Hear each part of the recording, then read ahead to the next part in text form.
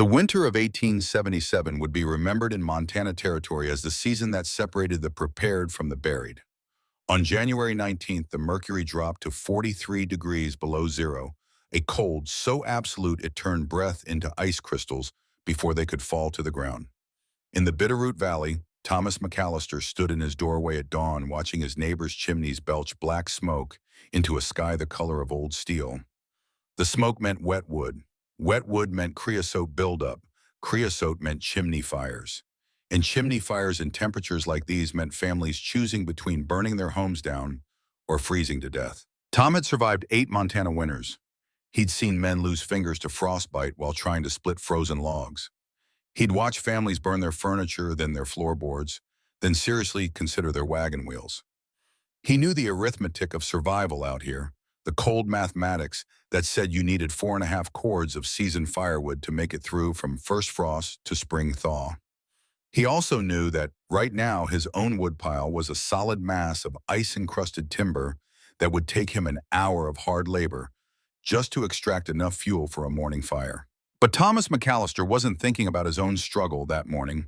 He was thinking about Margit Bergstrom, the Norwegian woman who lived 4 miles west, the one who 9 months earlier had told him she didn't need his charity, the one every practical man in the valley had called foolish when she started digging a hole beneath her cabin floor instead of accepting help like a sensible person. Tom pulled on his coat and saddled his horse.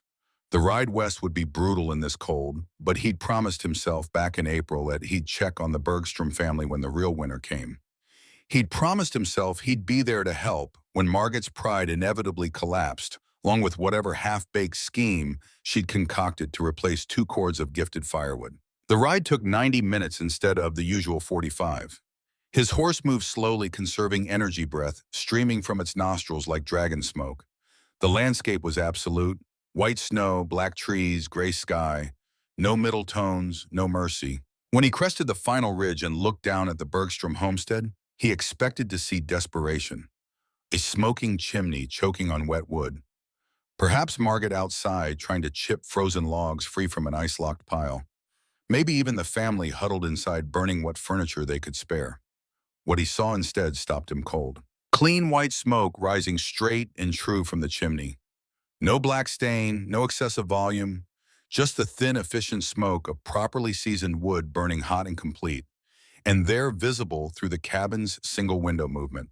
Not the hunched, desperate movement of people trying to stay warm, just normal life. A child reading, another child doing something at the table. Tom dismounted and approached the door. Before he could knock it open, Margit Bergstrom stood in the doorway holding an armload of split firewood. Her hands were drawn. The wood was dry. There was no ice in her hair, no desperation in her eyes.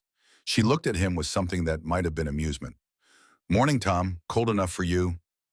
He stared at the firewood in her arms, then at her face, then back at the firewood. "Where did that come from?"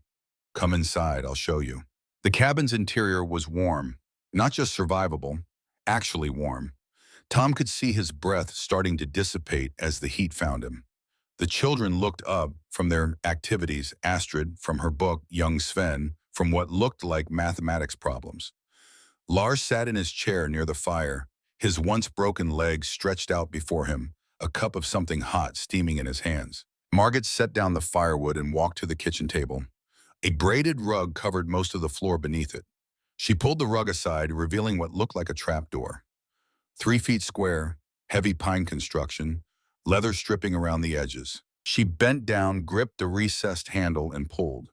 The door resisted for a moment, some kind of seal breaking, and then swung upward on well-oiled hinges. Warm air rose from the opening below. Not hot, just warm, maybe 50 degrees, and with it came the smell of dry wood. Tom walked closer and looked down. A ladder descended into darkness, but it wasn't complete darkness. There was light down there, dim and steady, and he could see, stacked in neat rows along what appeared to be clay walls, more firewood than he'd seen in one place since the sawmill in Missoula. "What in God's name is this?" Margit picked up a lantern from the table and started down the ladder. "It's a root cellar, adapted for firewood storage. Are you coming, or are you going to stand up there looking foolish?" Tom descended. The ladder was solid, 12 rungs. When his feet touched bottom, he found himself standing in what could only be described as an underground chamber. 12 feet long, 6 feet wide, 5 feet deep at the center, sloping slightly toward one end. The walls were smooth clay, almost polished looking.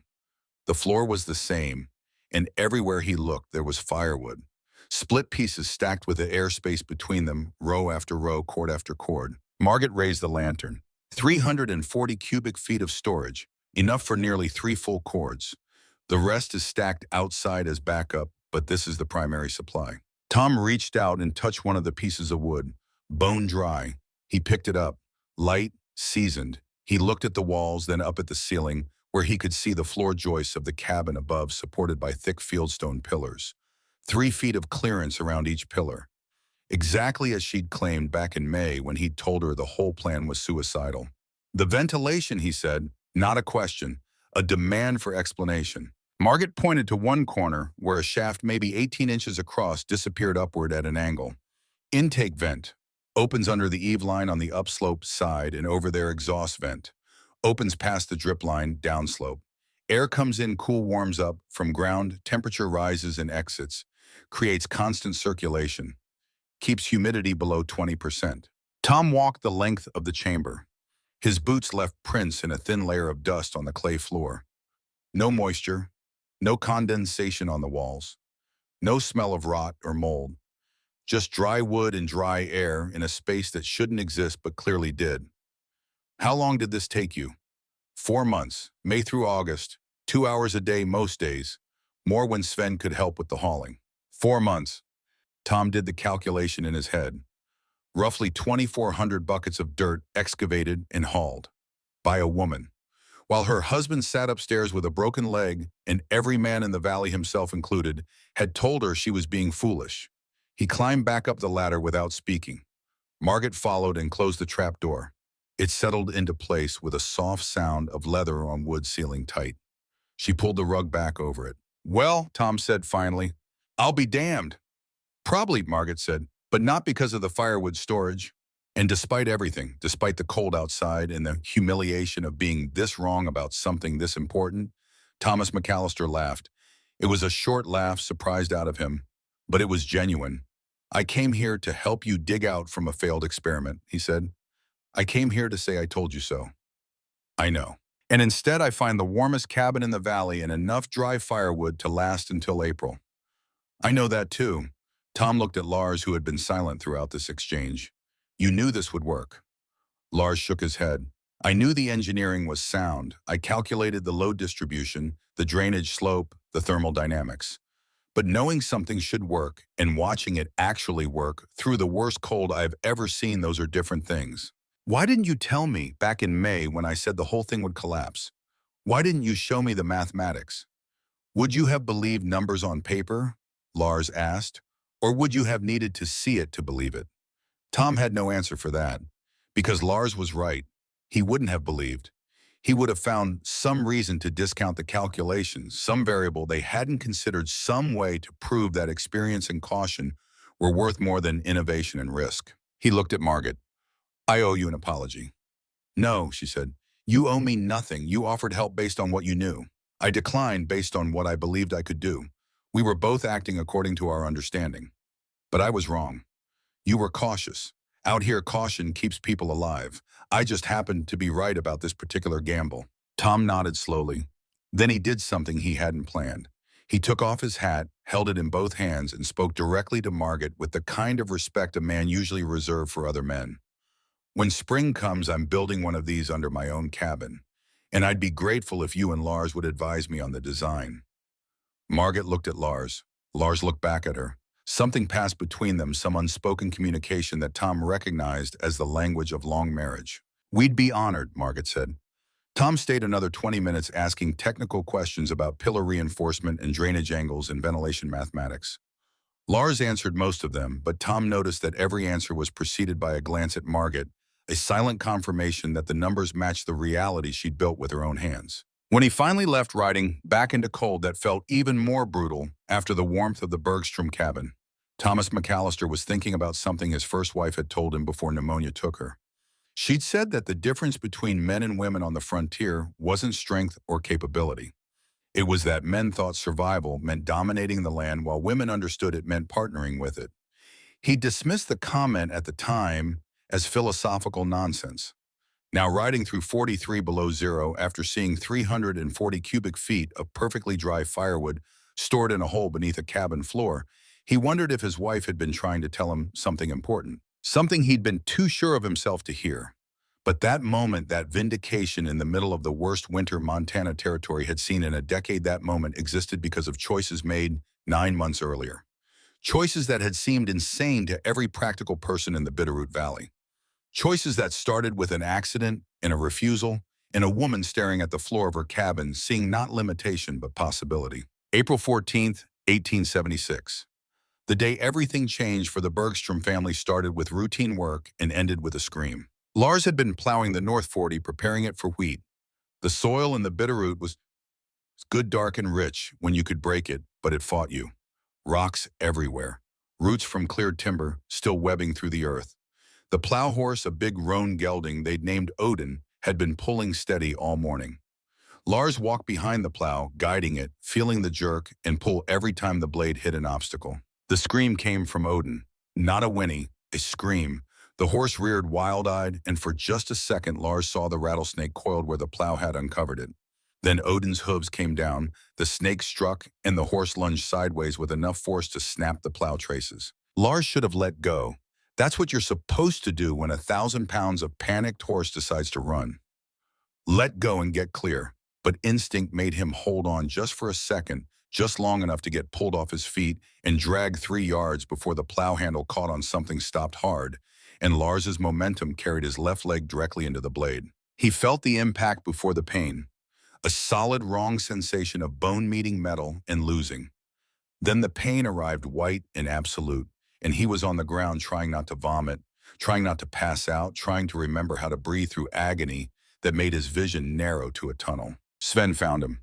The boy had been working the garden plot near the cabin and heard the commotion. He came running, 12 years old, and suddenly faced with his father lying in fresh-turned soil, leg bent at an angle that made no anatomical sense. "Get your mother," Lars managed. "Don't run. Walk steady. Tell her I need her. Tell her to bring the medical kit." Sven's face had gone white, but he nodded and walked, not ran back toward the cabin. Good boy. Smart boy. Panicking helped nothing. Margaret arrived 4 minutes later. She'd sent Astrid to the root cellar with instructions to stay there until called. She grabbed the wooden box that held their medical supplies purchased from a surgeon in Missoula who'd learned his trade during the war. And she'd brought a flat board and rope because she'd understood immediately what Sven's carefully controlled voice had meant. She knelt beside Lars and looked at his leg without flinching. That was the first thing he noticed. No gasp, no tears, just assessment. Her hands moved over his shin, gentle but thorough, feeling the break. He watched her face and saw her reach some conclusion. "Compound fracture," she said. "I can feel the displacement. The bone hasn't broken through the skin, but it's close. Can you set it?" "I've set bones before. Never a leg this bad. But yes, I can try." "Then do it now, before shock sets in deeper." Margit looked at Sven. "I need you to hold your father's shoulders. When I pull, he's going to want to move. You keep him still. Can you do that?" Sven nodded. He was crying silently, but his hands were steady as he took position. What followed was pain that redefined Lars's understanding of the word. Margit pulled, realigning the bone fragments, and he heard himself make sounds he didn't recognize as human. Then her hands were moving with absolute certainty, feeling the bone settle into place, wrapping the leg tight against the board she'd brought, binding it with rope that she tied off with knots her grandmother had taught her in Bergen, knots designed to hold rigging on fishing boats in North Atlantic storms. When it was done, Lars lay still, breathing in short gasps while Margit checked her work. The leg was straight, the swelling would be burned, but the bone was aligned. It would heal, if they were lucky, if infection didn't set in, if he followed instructions and stayed off it completely for 8 weeks minimum. "You're not working until late summer," Margit said. 6 weeks for initial healing. Another 4 for strength. No weight on this leg at all. The plowing is done for this season. We'll plant what we can in the already worked ground. The rest waits until next year." Lars started to argue, then saw her face and understood that argument was pointless. She'd made a decision. His job now was to heal. They got him back to the cabin on a travois Sven helped construct. Every bump in the ground sent fresh waves of pain through the leg, but Lars endured it in silence because Margit was already carrying enough without his complaints adding weight. Once inside, they settled him in the good chair near the window, where he could see outside where he wouldn't feel completely useless. That night, after the children were asleep, Margit and Lars had the conversation that would define their next 9 months. She'd done an inventory. They had 2 cords of firewood split and stacked against the north wall under the roof overhang, where Lars had put them before the accident. They had enough food if they were careful. The garden would produce. They had chickens for eggs. They could trade for what they lacked. But the firewood situation was critical. 2 cords, Margit said quietly. I asked at the trading post last month. We need 4.5 to make it through winter safely. Thomas McAllister offered to help with timber cutting next fall. I know.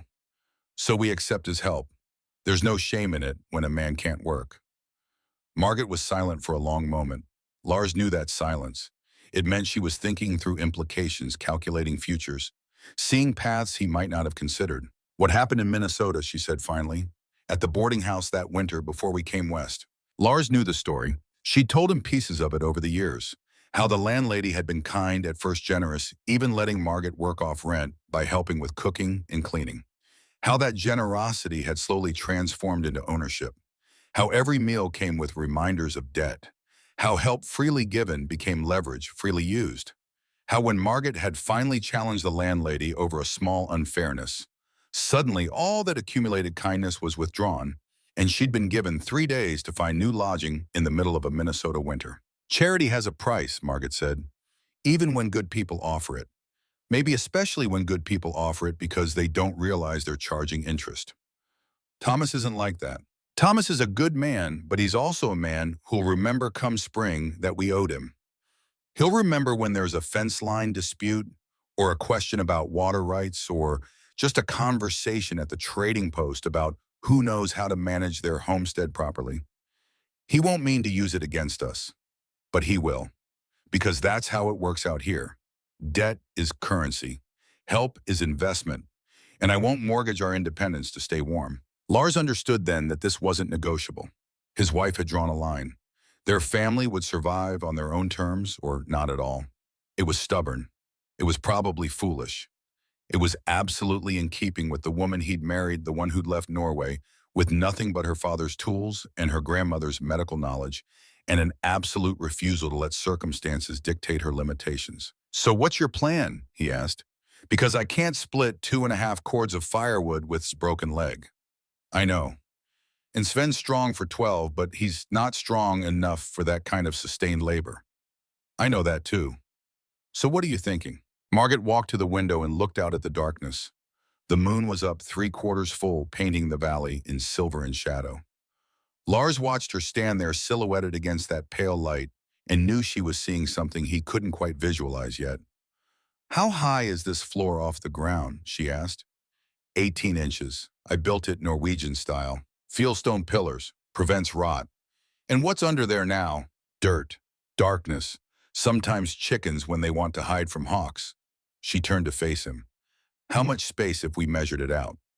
Lars did the math in his head. The main room was 12 feet by 16 feet.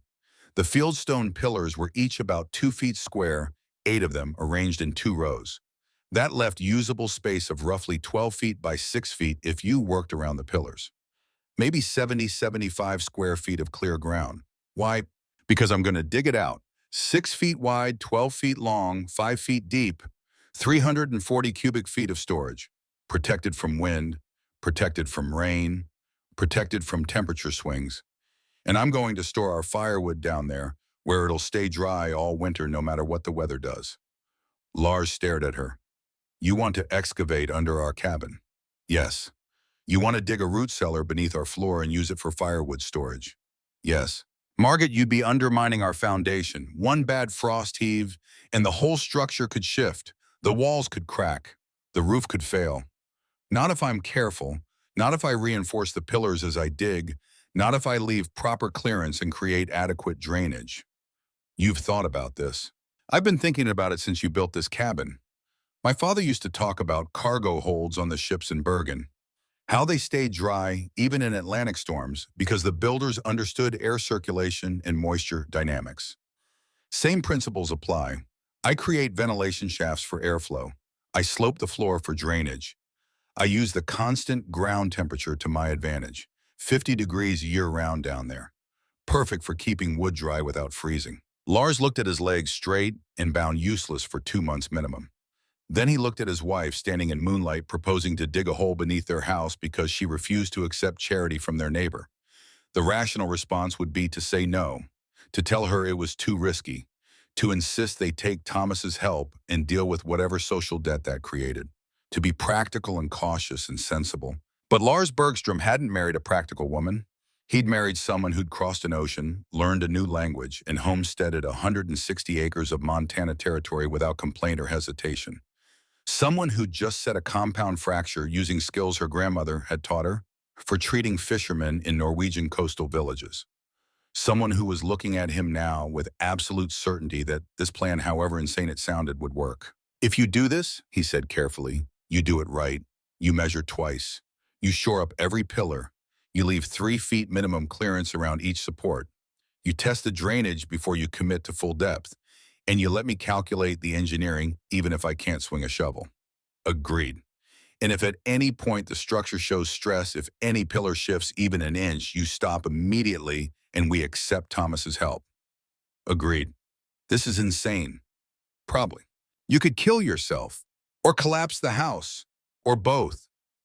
Or I could solve our firewood problem and prove that a woman with a good back and a clear plan can do what needs doing. Lars was quiet for a long moment. Then he nodded. Show me your design. Let's run the numbers. They worked until past midnight. Margaret drew sketches while Lars calculated load distributions and drainage angles. They argued about ventilation shaft placement and trapdoor dimensions and whether clay walls would need timber shoring. Lars knew soil mechanics from his years helping his father build foundations in Bergen. Margaret knew air circulation from watching her father design ship holds. Together, they created a design that was part root cellar, part wine cave, part cargo hold, and entirely adapted to the specific circumstances of a Norwegian-style cabin in Montana territory with 18 inches of crawl space beneath it. When they finally had a plan they both believed could work, Margaret rolled up the drawings and set them aside. I'll start next week. Give you time to heal enough that you're not worrying I'll drop a bucket of dirt on your head. I'll worry regardless. I know.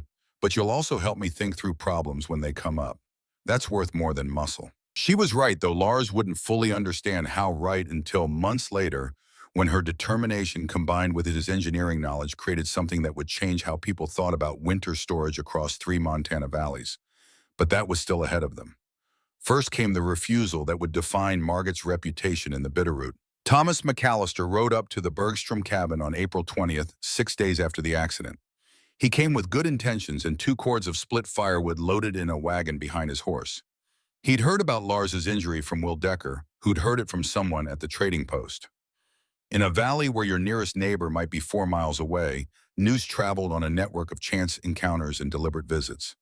Thomas had decided this warranted a deliberate visit. Margaret met him in the yard. She'd been working the garden plot, turning soil that Lars would have handled if his leg wasn't bound to a board in the cabin behind her. Her hands were dirty. Her dress was practical, hemmed short enough to work in. She looked tired but composed. Thomas, she said, kind of you to come check on us. Heard about Lars, thought you might need help. He gestured to the wagon, brought some firewood. Figure you've got enough to handle without worrying about splitting timber for next winter. Margaret looked at the wagon. 2 full cords neatly split. Probably 3 days of hard labor for a man like Thomas. Generosity given freely meant sincerely, and absolutely unacceptable. That's thoughtful, she said, but we're managing fine. Thomas frowned. Margaret, I know pride. I also know mathematics. Lars can't work for 2 months minimum. You can't split 4 cords of wood alone before snow flies. This isn't charity. It's neighbors helping neighbors. I understand, and I'm grateful for the thought, but we'll handle our own wood supply. How? It was a fair question. Thomas wasn't being confrontational. He genuinely wanted to understand how a woman with 2 young children and a husband who couldn't walk planned to prepare for a Montana winter without help.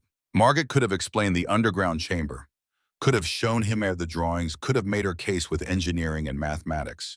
But she'd learned something in her 32 years that Lars's numbers couldn't calculate. Sometimes you had to do the thing first and explain it later. Sometimes showing was the only argument that mattered. I have a plan, she said simply. What plan? One that'll work if I execute it properly. Thomas sat on his horse looking down at this Norwegian woman who'd been in Montana territory less than a year, who was refusing help that any sensible person would accept. You're being stubborn. I'm being self-sufficient. There's a difference between self-sufficient and foolish. Out here, foolish gets people killed. Then I'll be careful not to be foolish. Thomas shook his head. I've been in this valley 8 years, Margaret. I've seen every kind of frontier innovation you can imagine. Most of them fail. The ones that succeed are built on experience and caution, not stubbornness and pride. Noted. When this plan of yours collapses and you're burning green wood in January and your children are coughing from smoke, you remember this conversation. You remember that help was offered and refused. He wasn't being cruel, just honest. And part of Margaret knew he was probably right to be skeptical. But a larger part, the part that had left everything familiar to build something new in a place that didn't have rules yet, that part refused to accept that the only path forward involved owing Thomas McAllister 2 cords of firewood and whatever unstated debt came with them. I'll remember, she said. Thank you for checking on us. Thomas turned his horse. The wagon of firewood followed. He rode 20 yards before stopping and looking back. Your nearest help is me 4 miles east. Henderson's are 6 miles north. If something goes wrong with whatever you're planning, if you need help, you send Sven. Day or night. Don't let pride kill you. I won't. He rode off then, and Margaret watched until he disappeared beyond the ridge. Then she walked back into the cabin where Lars sat by the window, having heard every word through the open door. He thinks I'm insane, she said. He thinks you're stubborn. There's a difference. Is there? One's a diagnosis, the other's a description. Lars shifted his leg carefully. He's not wrong about the risk. I know. And he's not wrong that most frontier innovations fail. I know that too. But you're doing this anyway. Margaret pulled a chair close to Lars and sat down.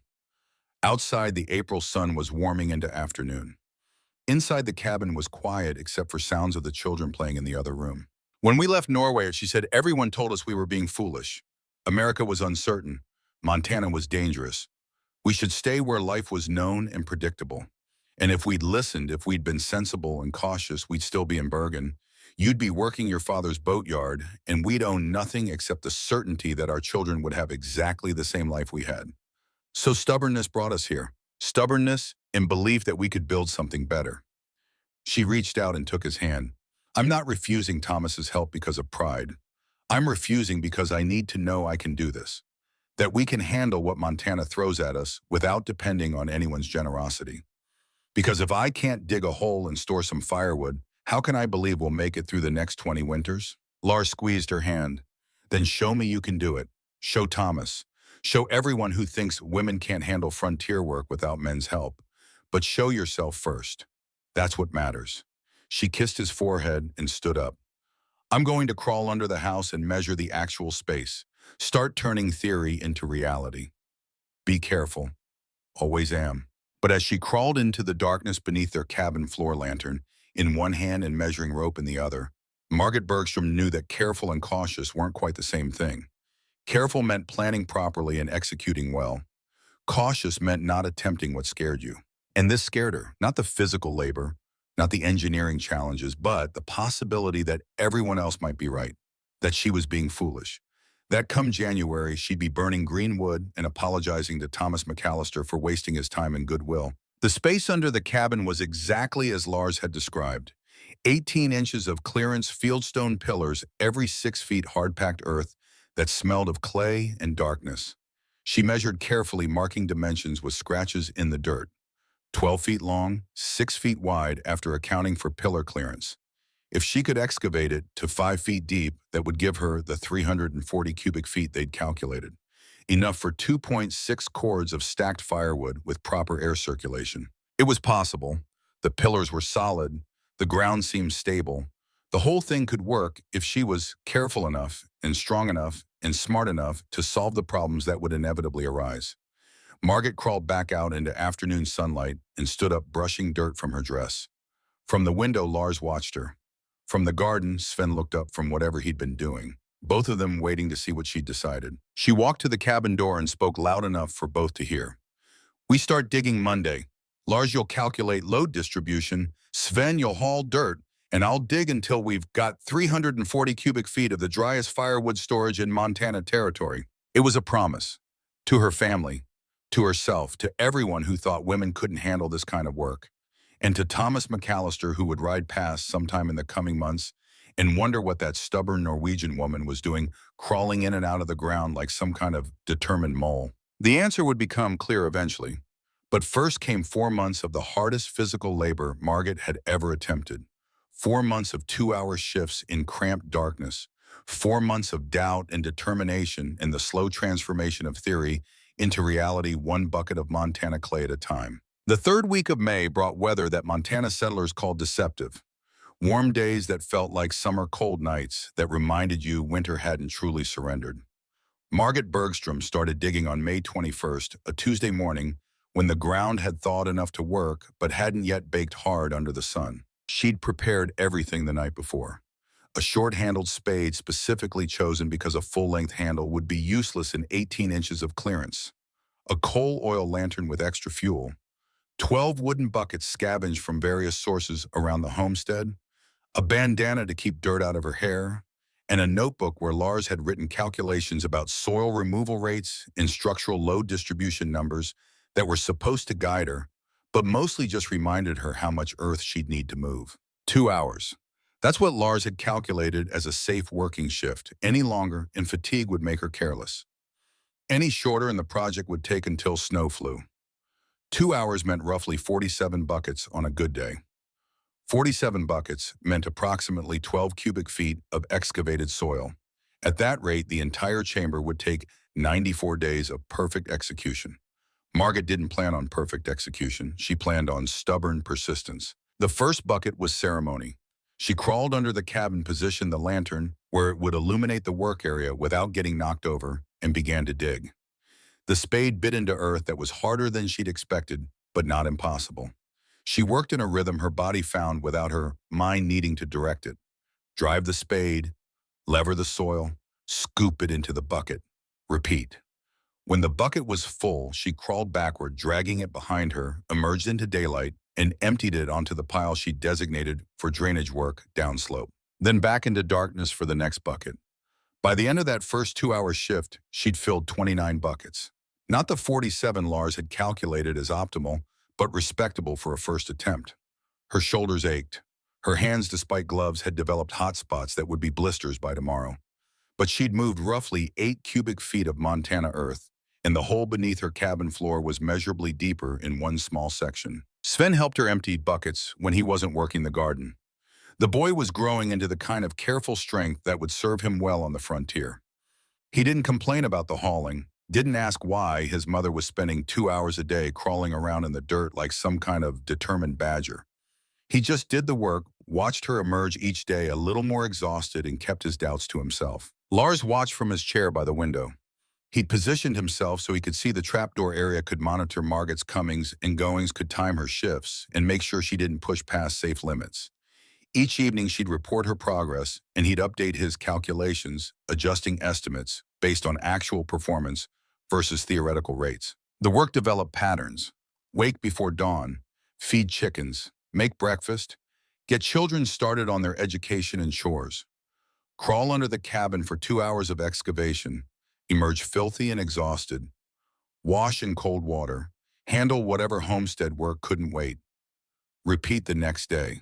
After a week, Margaret had moved 96 cubic feet of soil. Her hands had stopped blistering and started developing calluses. Her shoulders had stopped aching quite so badly.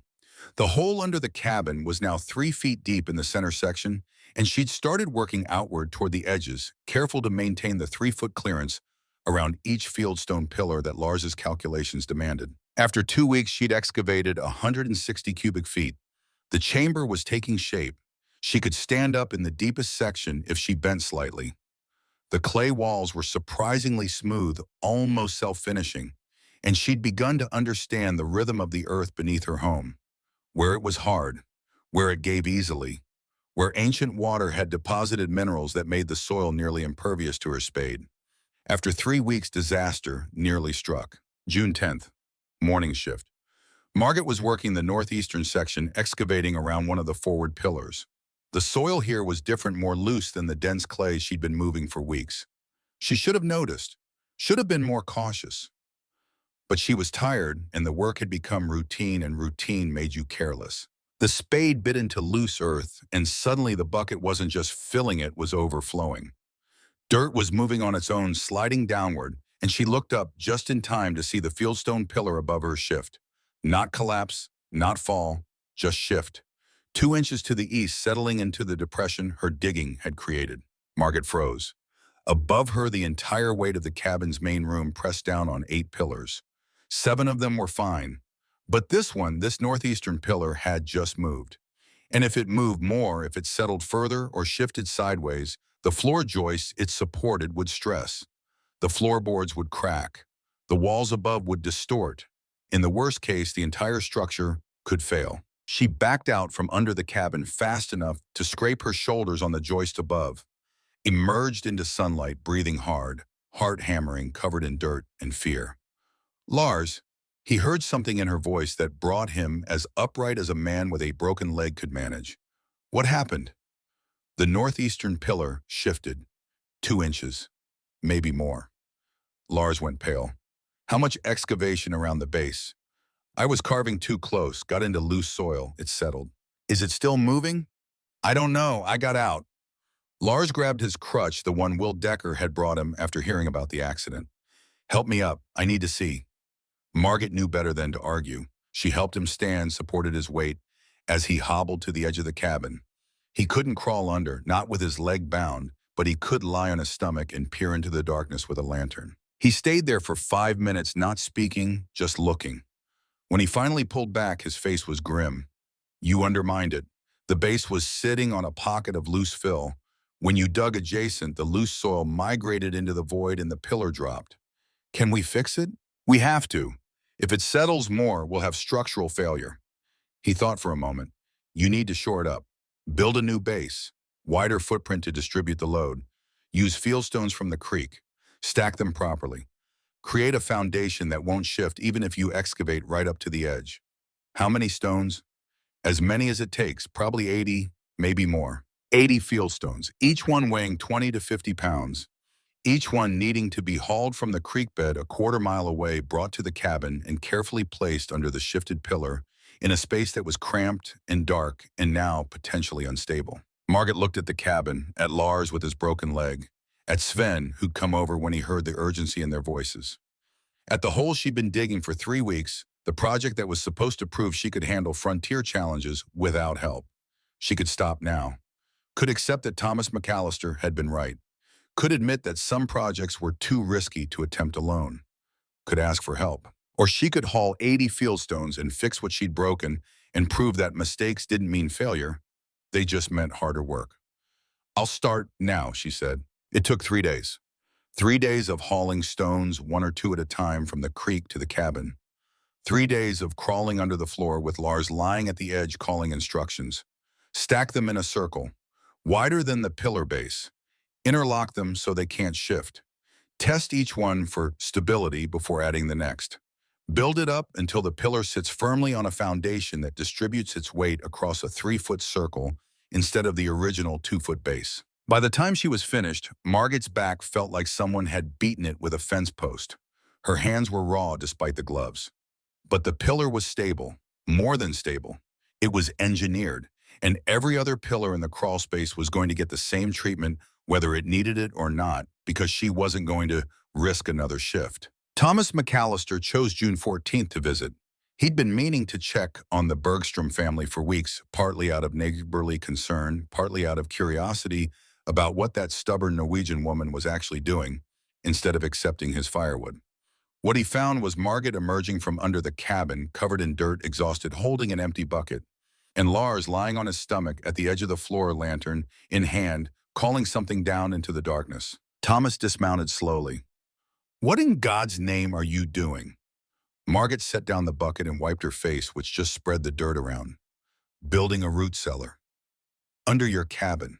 Yes. You're excavating beneath your foundation. Yes. Thomas looked at Lars. And you're letting her do this. Lars pulled himself back from the edge and sat up as much as his leg allowed. I'm not letting her do anything, Thomas. I'm helping her engineer it so it doesn't collapse. It almost did collapse, Thomas said. Not a question, a statement. He'd been building structures in Montana long enough to recognize the signs of emergency repair. The fresh pile of fieldstones, the dirt on both their faces, the careful way they weren't quite meeting his eyes. One of the pillars settled, Margaret said. We caught it. We fixed it. We reinforced all the others so it won't happen again. Thomas walked to the edge and peered under the cabin. Even from the entrance, he could see what she'd accomplished. A chamber taking shape. Neat walls. Reinforced pillars sitting on stone bases that looked more engineered than the original foundation. Buckets and tools organized in the dim lantern light. He'd come here planning to say, I told you so. Planning to offer help one more time before writing off the Bergstroms as too stubborn to save. But what he was looking at wasn't the work of a foolish woman in over her head. It was the work of someone who'd made a mistake, recognized it, and fixed it with more care and effort than the original plan required. You're really doing this, he said. Yes. How deep are you planning to go? 5 feet at the center, slope for drainage, 340 cubic feet total capacity when it's finished. Ventilation, 2 shafts, intake upslope, exhaust downslope, natural convection circulation. Thomas was quiet for a long moment. Then he looked at Margaret with something that might have been the beginning of respect. If you pull this off, if you actually make this work, I'll buy you a drink at the trading post and tell everyone I was wrong about you. And if I don't, then I'll help dig you out from the collapsed cabin and we'll never speak of it again. It wasn't quite an endorsement, but it wasn't dismissal either. And after Thomas rode off, Margaret felt something she hadn't felt since starting this project. Not confidence exactly, but the absence of certainty that she was being foolish. If Thomas McAllister, 8-year Montana veteran, thought this might actually work, then maybe it could. She went back to digging. By July, the chamber was 2/3 complete. Word had spread through the valley about what Margaret was attempting. Will Decker, the Dutch engineer who ran the sawmill 15 miles north, came to see for himself on July 15th. Will was a practical man who'd built half the structures between Missoula and the Idaho border. He understood engineering the way some men understood horses or weather. And when he descended into Margaret's underground chamber lantern in hand, he saw immediately what she was trying to do. You're creating convection circulation, he said, examining the partially completed ventilation shafts.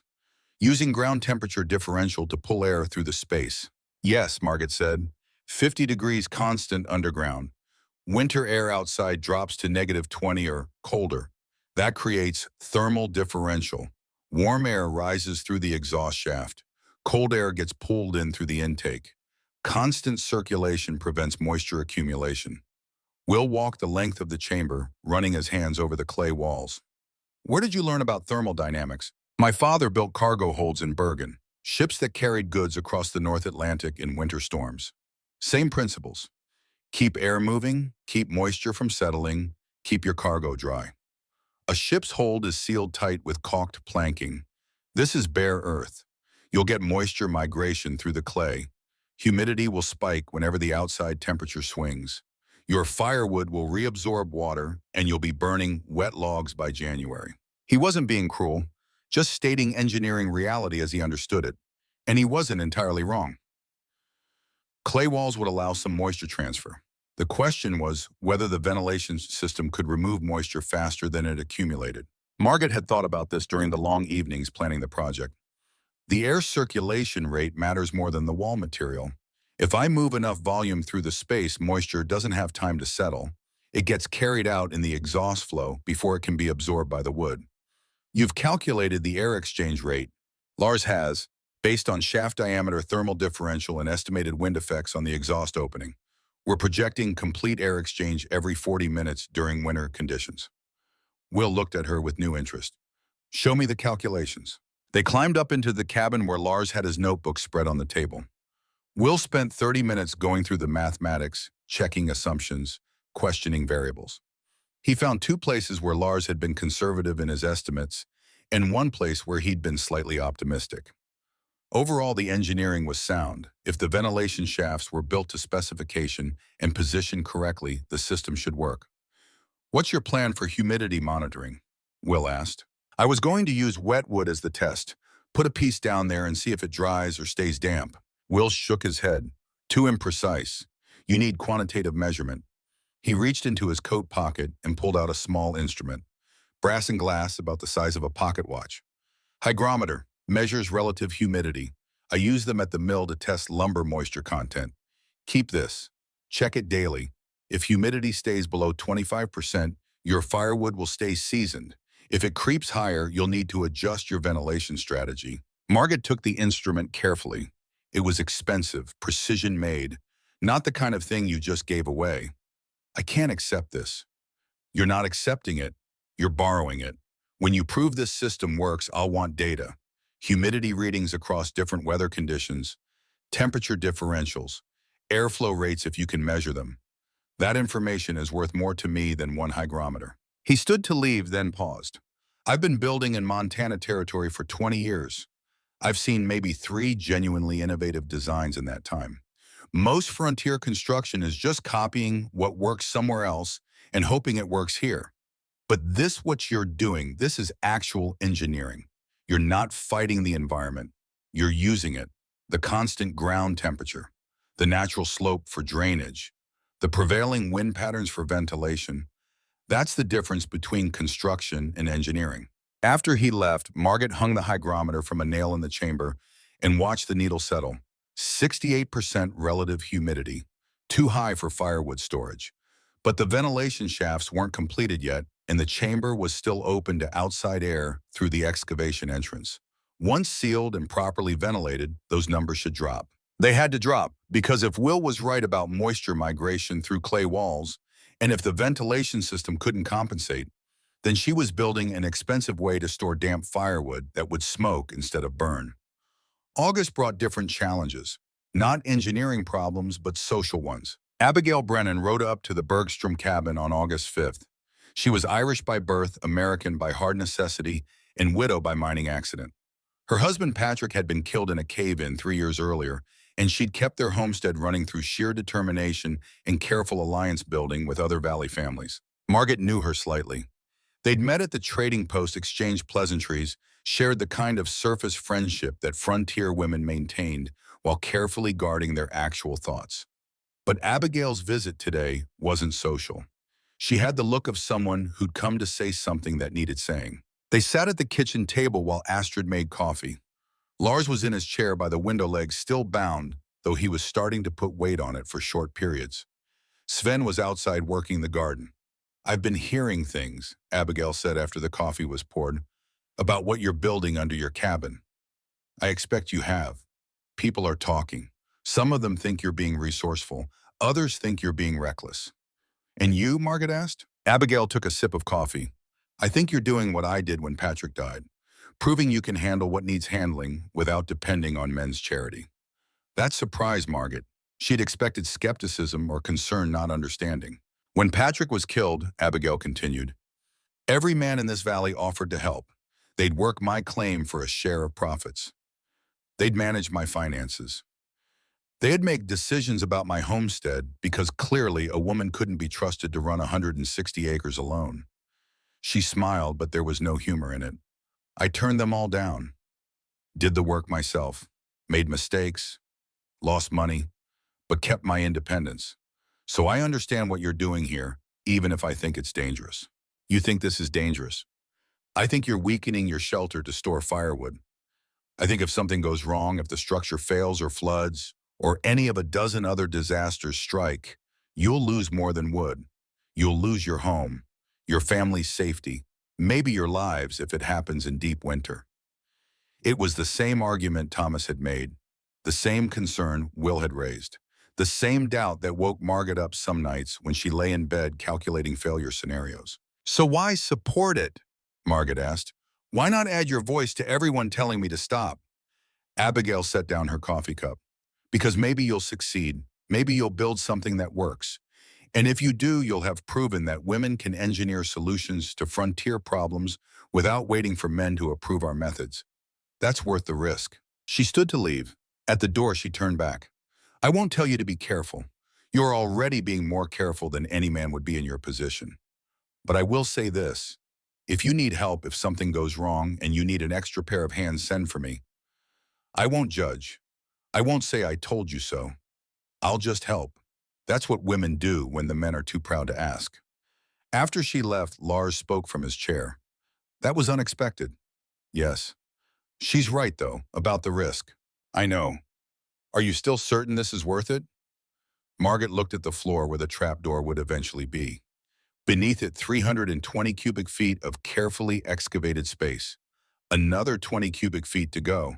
Then ventilation completion. Then the trapdoor itself.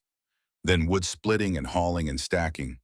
All of it building toward a winter that would test whether her engineering was sound or her stubbornness was fatal. Ask me in January, she said. September 1st brought the most difficult visitor. Reverend Samuel Hutchins served a circuit that covered 4 settlements across 200 miles. He was educated, experienced, and possessed very specific ideas about how the world should be organized. He found Margaret splitting firewood. She'd been at it since August 20th, working a stand of dead lodgepole pine on the western edge of their property. The excavation was complete. The ventilation shafts were finished. The chamber itself was ready for use.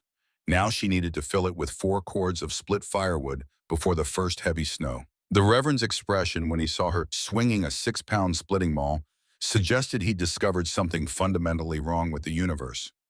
Mrs. Bergstrom. Margaret set down the maul and wiped sweat from her face. Reverend Hutchins, I'm surprised to find you engaged in such labor. My husband's leg is still healing. The firewood needs splitting. I'm capable of swinging a maul. Capability is not the question. He said it like capability was a character flaw. There is a natural order to things. Men provide heavy labor. Women manage the household. When we upset that order, we invite disharmony into our lives and communities.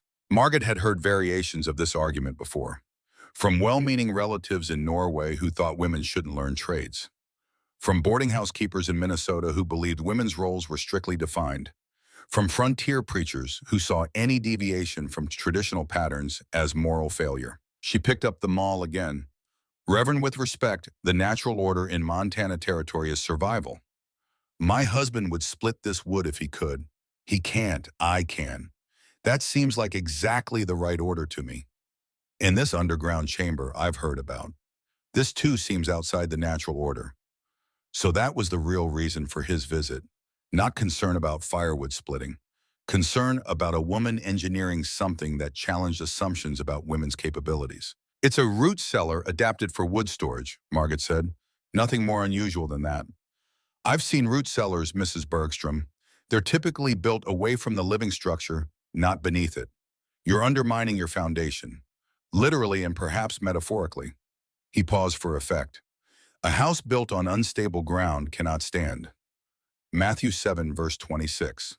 Lars had been sitting nearby in a chair they'd brought outside so he could supervise the splitting. He cleared his throat now. Reverend, with respect, we're not building on sand. We're creating storage space beneath a floor supported by reinforced stone pillars. The ground is stable clay. The design is engineered. The structure is sound. The structure may be sound in engineering terms, but what message does it send when a woman undertakes such projects? What does it teach the children about proper roles and godly order? Margaret felt something ignite in her chest, not anger exactly, but a cold clarity about what this conversation was really about. It wasn't about safety or engineering or even theology.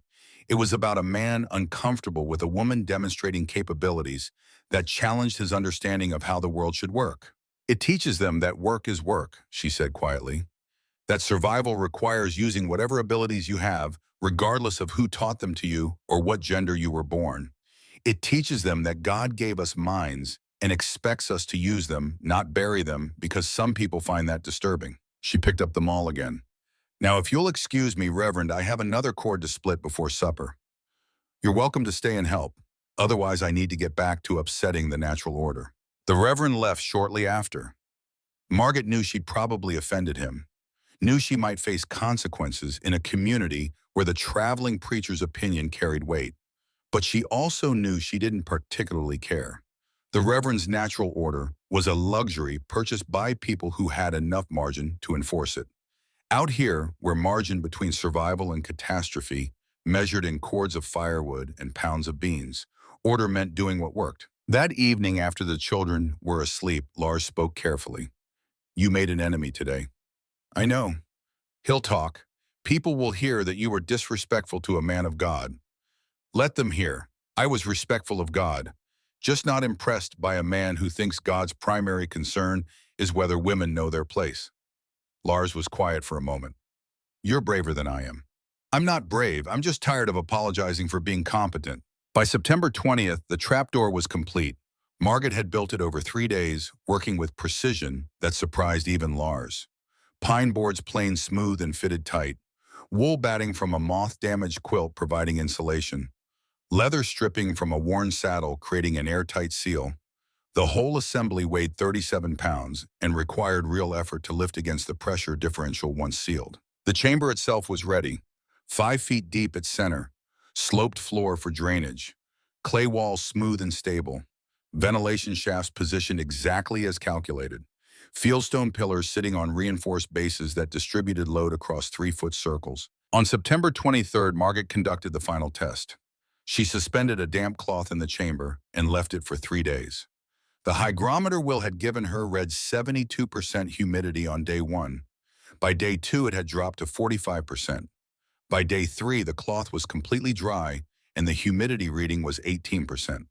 The ventilation system worked. The engineering was sound. The chamber would keep firewood dry. Now came the hard part.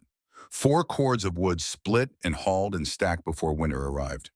Margaret worked the splitting area every day from September 25th through October 10th. Wake before dawn, morning chores. 2 hours splitting, lunch, 2 more hours splitting, evening chores. Collapse into bed with shoulders that felt like someone had beaten them with hammers. The lodgepole pine was cooperative, straight grain, split clean when you hit it right. But there was so much of it. Each cord represented roughly 600 individual pieces. 4 cords meant 2,400 pieces, each one needing to be split, hauled, and stacked with airspace for circulation. Sven helped with the hauling. The boy had gotten stronger over the summer, and he could manage the handcart loaded with split wood. He'd make trips from the splitting area to the cabin stack, the wood near the trapdoor entrance, then return for another load. They worked in silence mostly. Mother and son executing a plan that everyone thought was foolish, proving through sheer persistence that sometimes foolish and functional weren't mutually exclusive. By October 1st, 3 cords were split and 1 was stacked in the chamber. By October 8th, 4 cords were split and 2 were in the chamber. By October 10th, everything was cut and the final stacking was underway. The chamber held more than Margaret had calculated. Its odd shape, the corners and angles created by working around pillars, allowed for stacking patterns that used every cubic foot efficiently. The firewood sat in neat rows with air circulation between pieces exactly as designed. On October 11th, Margaret descended into the chamber one final time before winter. She carried the hygrometer in a notebook. The humidity read 17%. The temperature read 51 degrees. The air moving through the ventilation system was noticeable if you held your hand near the intake shaft. Everything worked. The engineering, the excavation, the ventilation, all of it functioning exactly as Lars had calculated and Margaret had built. She climbed back up, sealed the trap door, and pulled the rug over it. The chamber was ready. Winter could come whenever it wanted.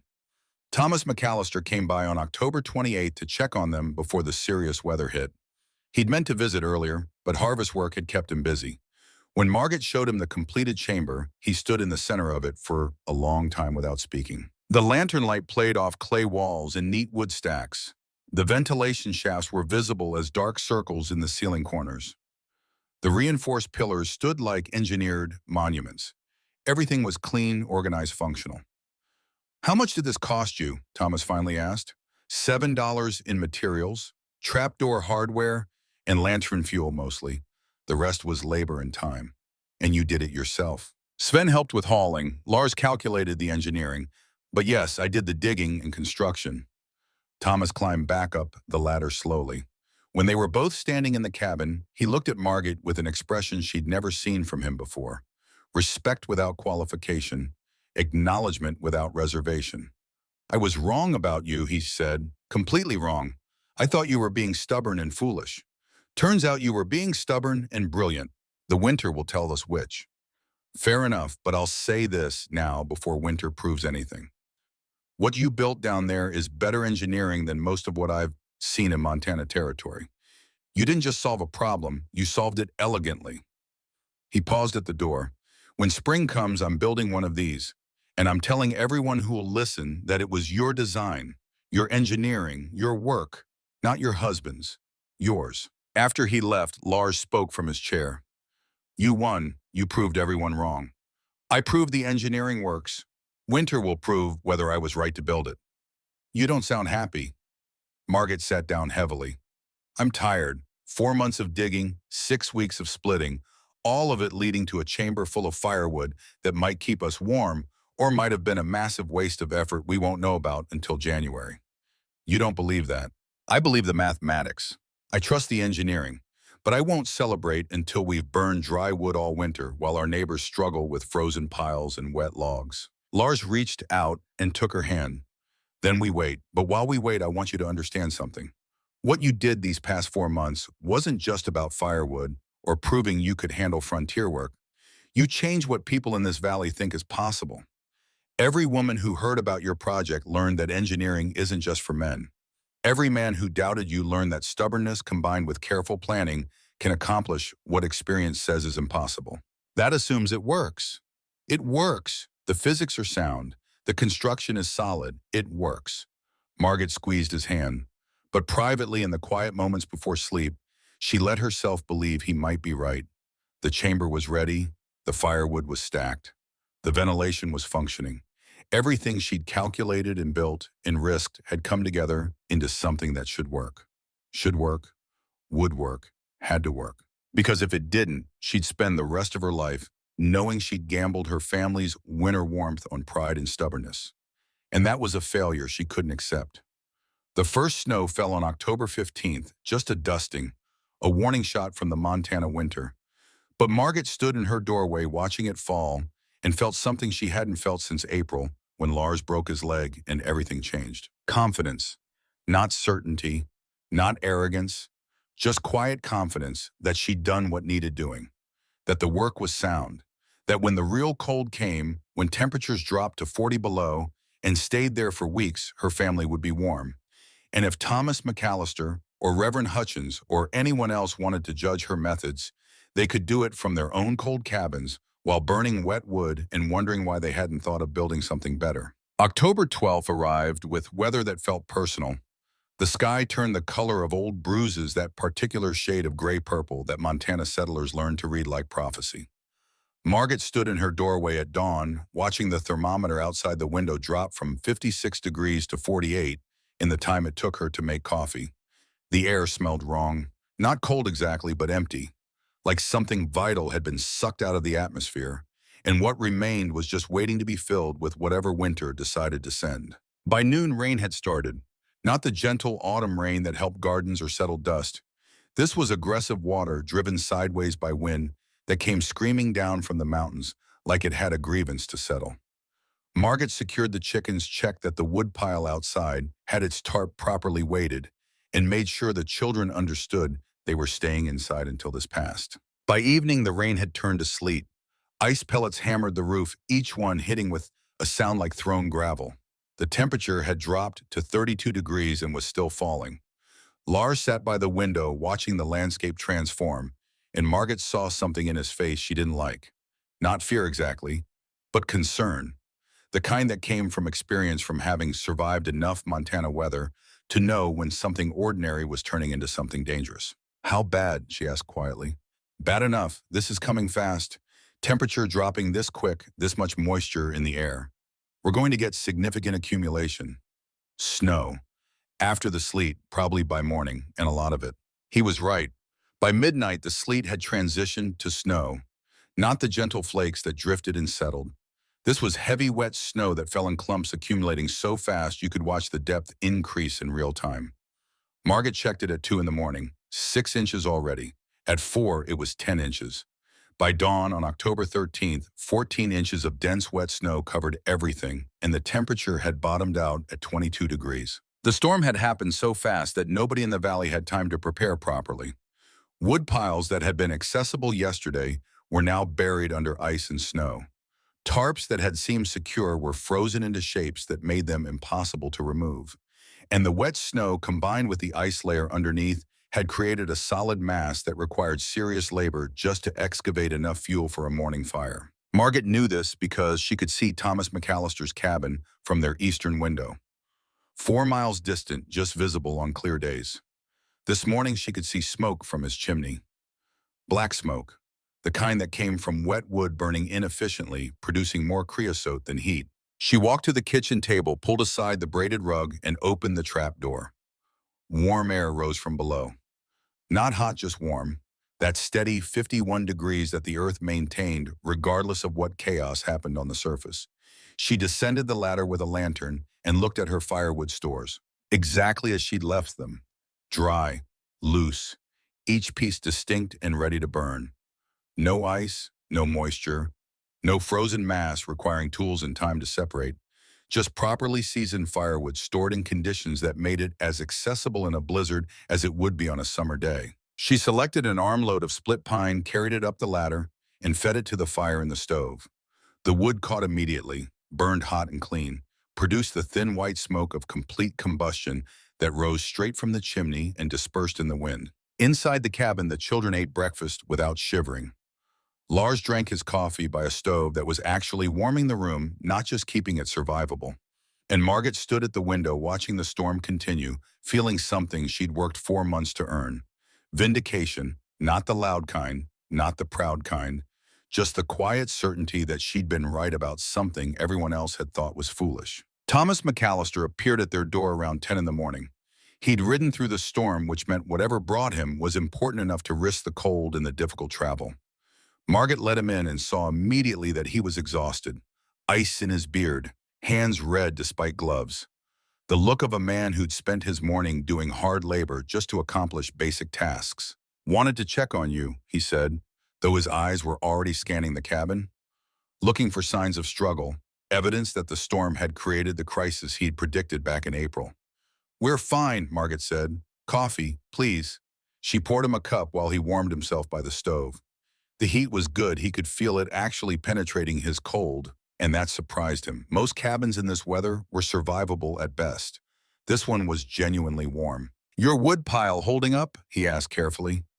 "Haven't touched the outside pile yet. Been using the storage chamber." Thomas set down his coffee cup. His face changed.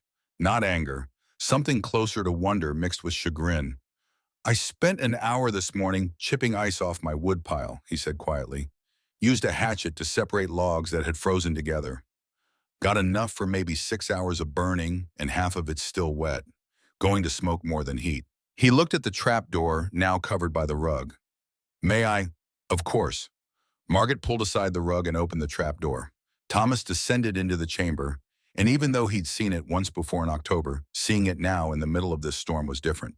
The contrast between the chaos above and the perfect functionality below made the engineering achievement impossible to dismiss. He climbed back up without speaking, finished his coffee standing by the stove, soaking in heat that came from dry wood burning efficiently. When he left, he paused at the door. "I'll be back in spring, with drawings.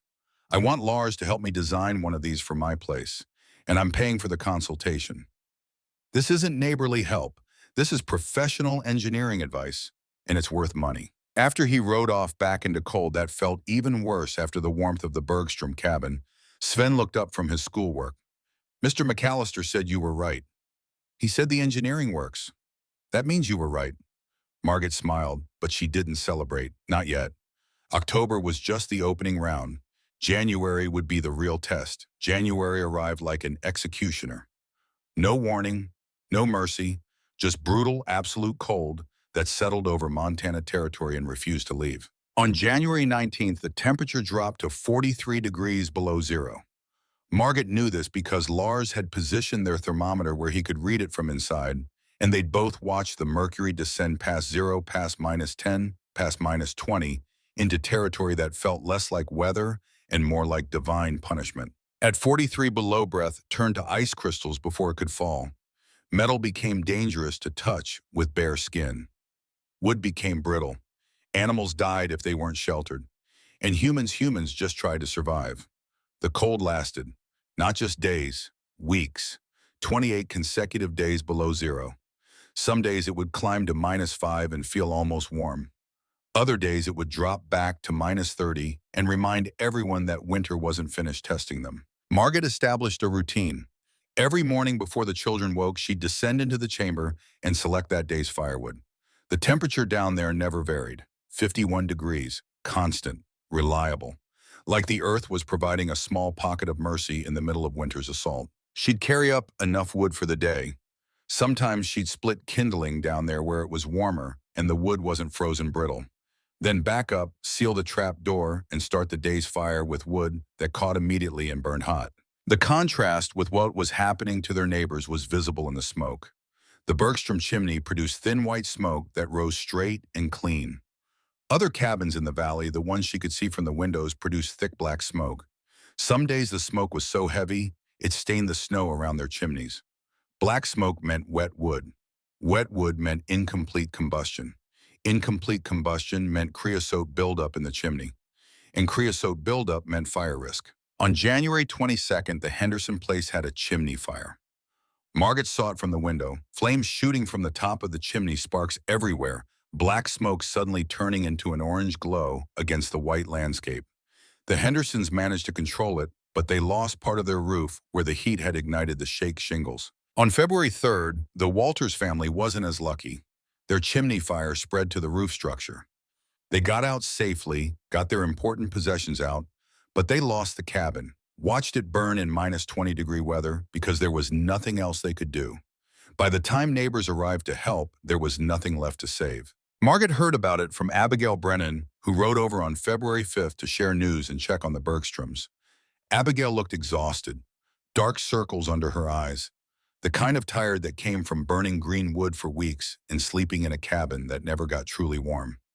"The Walters are staying with Tom McAllister now," Abigail said over coffee. 7 people in a cabin built for 3, but at least they're not freezing. What caused their fire? Creosote, built up so thick in the chimney that it finally caught. James Walters said they'd been burning wet wood since early January. Everything in their woodpile froze together, first big cold snap. They'd been chipping off what they could, burning it damp and hoping they'd make it to spring. Abigail looked at the Bergstrom's stove at the clean burning fire visible through the small window in the door. "You're not having that problem." "No, because of the chamber." "Yes." Abigail was quiet for a moment. Then she said something Margaret hadn't expected. "I owe you an apology.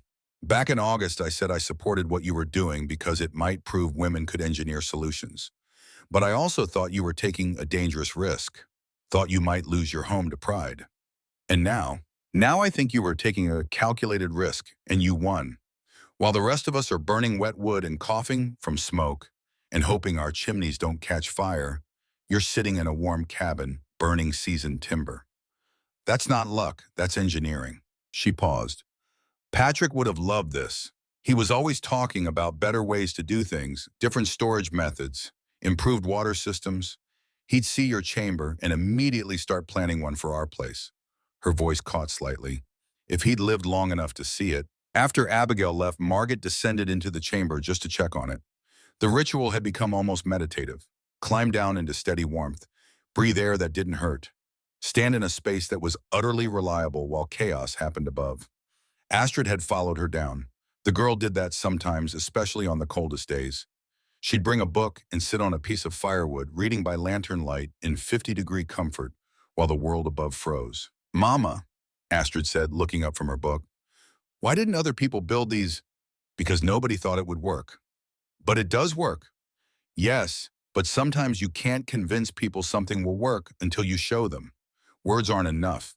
You have to build it first." "That seems backward." "It is backward, but it's how new things happen. Someone tries something everyone else thinks is foolish. And if they're right, eventually others copy them. And if they're wrong, well, at least they tried. Astrid went back to her book. Margaret selected wood for the next day.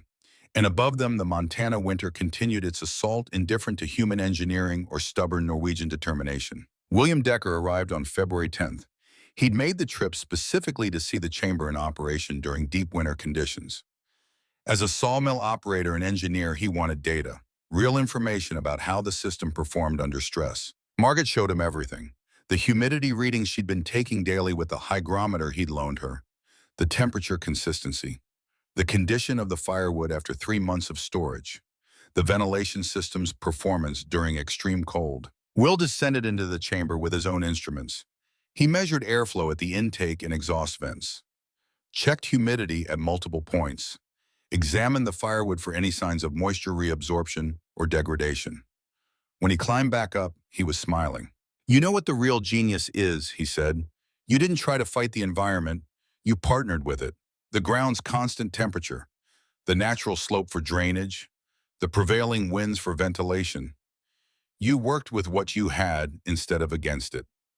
He pulled out a leather notebook and started writing. "I'm documenting this. Dimensions, materials, cost, performance data. This system needs to be recorded properly so others can replicate it. You think others will want to?" Margaret, half the valley is burning wet wood right now. 2 families have had chimney fires. 1 lost their home. And here you sit in a warm cabin with dry firewood and minimal smoke. Yes, others will want to replicate this. The question is whether they'll have the determination to execute it properly. He placed an order for timber the next week, paid 15% over his usual rate. When Lars asked why the premium, Will's answer was simple: "Because this chamber saved your family's winter. That innovation is worth money, and I won't pretend it isn't." The true vindication came in late February when Thomas McAllister returned, not to check on them, not to verify his earlier assessment, but to ask for help. He arrived with drawings, rough sketches of his own cabin's foundation, measurements of the crawl space beneath, questions about pillar reinforcement and drainage calculations and ventilation shaft positioning. "I want to build one of these before next winter," he said, spreading his drawings on the Bergstrom's kitchen table. "And I'm willing to pay for professional consultation. Lars, can you review my foundation design and tell me if this is feasible?" Lars looked at Margaret. She nodded. "We'll both review it," Lars said. "This was as much Margaret's engineering as mine. She'll need to approve the excavation plan." Thomas didn't hesitate. "Of course. I want both your expertise. What do you charge for this kind of consultation?" They settled on a fee that was fair, not charity, not neighborly help, actual payment for professional knowledge. And over the next 2 hours, they worked through Thomas's drawings, identifying problems, suggesting solutions, calculating load distributions and drainage angles and ventilation requirements specific to his cabin's design. When Thomas left, he had a revised plan that would work, and the Bergstroms had something more valuable than money. They had recognition, professional acknowledgement that what Margaret had built wasn't just functional. It was worthy of replication by men who had spent decades building in Montana territory. March brought the first hints of spring. The temperature climbed above freezing during the day, though it still dropped below zero at night. Snow began to melt in patches. The valley started to remember what color looked like beyond white and gray. And with the warming came visitors. Families who'd struggled through the winter wanted to see the chamber that had kept the Bergstroms warm. Homesteaders planning for next year wanted to understand the engineering. Women especially came asking not just about the technical details, but about the determination required, about how she'd push through doubt and skepticism and physical exhaustion to complete something everyone said was impossible. Margaret showed them everything: the chamber itself, the ventilation system, the reinforced pillars. She shared Lars's calculations, gave them Will Decker's performance data, explained the mistakes she'd made and how she'd fix them. She didn't charge for these consultations. Knowledge freely shared multiplied. And if her design helped other families survive future winters, that was worth more than money. Reverend Hutchins appeared on April 1st. No warning, no advance word. Just showed up at the door on a spring morning when the snow was finally starting to melt and the world was remembering what warmth felt like. Margaret met him outside. She'd been working the garden preparing beds for spring planting. The Reverend looked older than she remembered. tired, like the winter had been hard on him too. Mrs. Bergstrom, might I have a moment of your time? Of course, Reverend. They walked a short distance from the cabin. The Reverend seemed to be gathering his thoughts, choosing words carefully.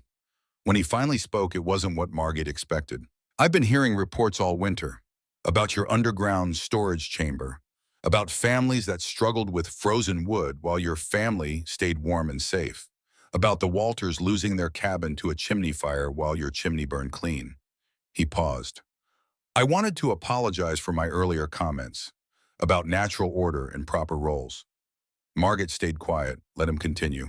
I've been thinking about the parable of the talents, about the servant who buried his talent in the ground versus the servants who invested theirs and multiplied their value. You were given abilities, engineering knowledge from your father, physical strength, practical wisdom. You invested those abilities in your family's survival.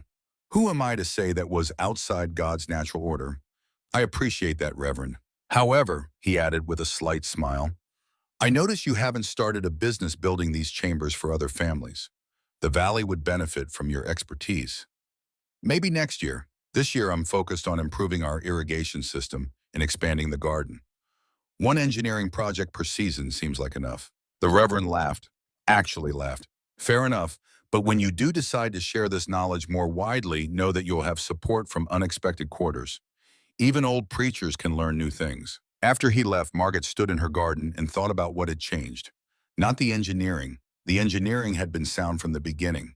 What had changed was perception, people's understanding of what was possible, of who could engineer solutions, of what women could accomplish when given the chance to try.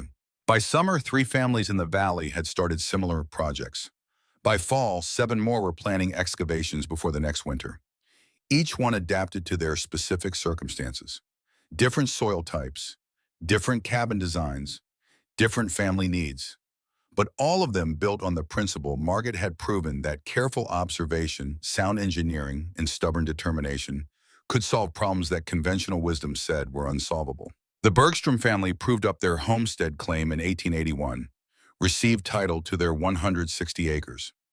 Lars had fully recovered from his leg injury and was working as a timber contractor for Will Decker. The pay was good, the work was steady, they were building something sustainable. Sven showed aptitude for mathematics and engineering. By age 15, he was helping Lars with structural calculations. By 18, he'd enrolled at the Montana School of Mines. Eventually, he'd work on railroad construction across the Northern Territories, building bridges and trestles using principles his mother had taught him about working with the land instead of against it. Astrid married a teacher named James Morrison. Together, they operated a school in Stevensville for 34 years.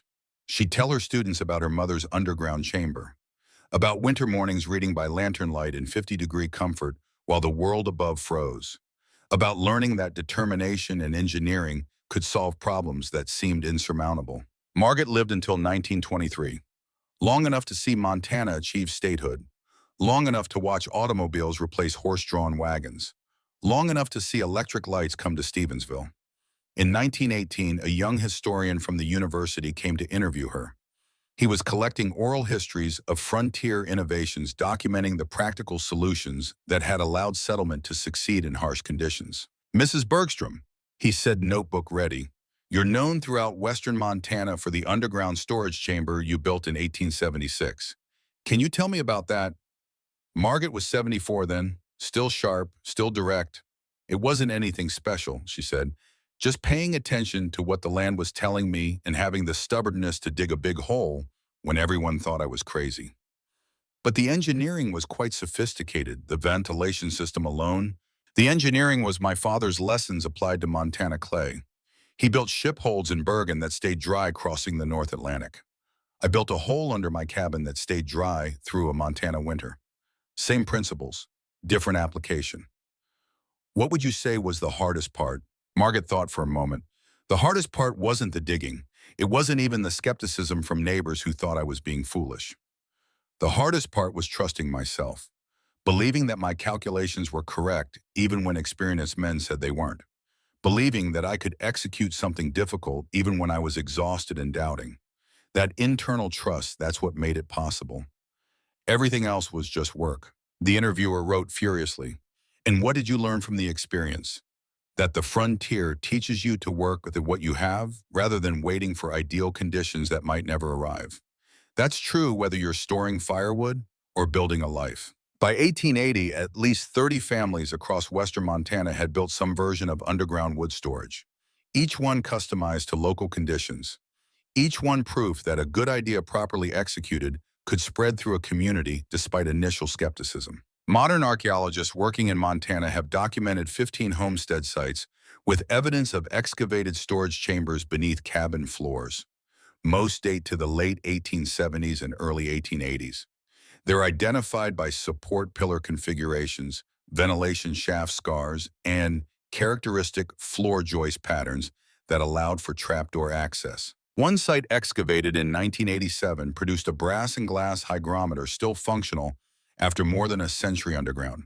The archaeologists couldn't determine which homestead had owned it, but the design matched instruments manufactured in the 1870s and used in sawmill operations. The chambers themselves are long gone, collapsed or filled in when the original cabins were replaced with modern structures. But the principle behind them endures. Margaret Bergstrom succeeded not because she had exceptional talent that others lacked, but because she paid attention to the specific conditions of her situation and refused to accept generic solutions that didn't fit. She observed that ground temperature stayed constant.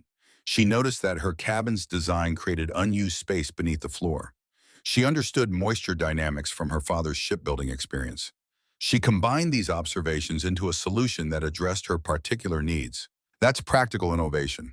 Not inventing something entirely new, but recognizing how existing principles can be recombined to solve immediate problems. She faced skepticism from people with legitimate expertise. Thomas McAllister had 8 years of frontier experience. William Decker had built half the structures in the region. Reverend Hutchins had education and military wisdom. None of them were fools. None opposed the project out of malice. They doubted because they'd seen enough frontier innovations fail to be cautious about new approaches. Margaret succeeded not by dismissing their concerns, but by addressing them through careful design and methodical execution. She reinforced the pillars. She created proper drainage. She engineered ventilation. She proved her concept through results rather than arguments. The underground chamber served the Bergstrom family for 16 years. Through winters that dropped to 50 below zero, through springs that brought flooding rains, through summers that baked the earth hard, the engineering held, the ventilation functioned, the firewood stayed dry. In 1892, when they built a larger house on the same property, Lars and Sven carefully filled in the chamber. They recorded its dimensions first, documented the construction techniques, made sure the knowledge wouldn't be lost, even though the physical structure was being retired. That documentation still exists in the Montana Historical Society archives. Detailed drawings, performance data.